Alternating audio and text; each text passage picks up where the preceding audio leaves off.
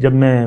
آج کے معاشرے کو دیکھتا ہوں تو ہم لوگ تو تفرقہ بازی کا شکار ہو گئے، آپ کو معلوم ہے، اور پھر زیادہ تر جو ہے وَأَنَّ أَكْثَرَكُمْ فَاسِقُونَ کے مصداق، ہم میں سے اکثر جو ہے وہ نافرمان ہے، اللہ کے نافرمان ہے، اللہ کے وجود کا کوئی احساس ہی نہیں ہے، اپنی ذمہ داریوں کا کوئی پاس ہی نہیں ہے ہمیں۔ میں آپ سے پوچھ رہا ہوں کہ آپ کو کیا کوئی ذمہ داری کا احساس ہے کہ اللہ تعالیٰ نے آپ کو انسان بنایا، پھر مسلمان کے گھر میں پیدا کیا، پھر آپ کو ایک ذمہ داری دی؟ یہ کوئی احساس ہمارے پاس نہیں، اپنے بس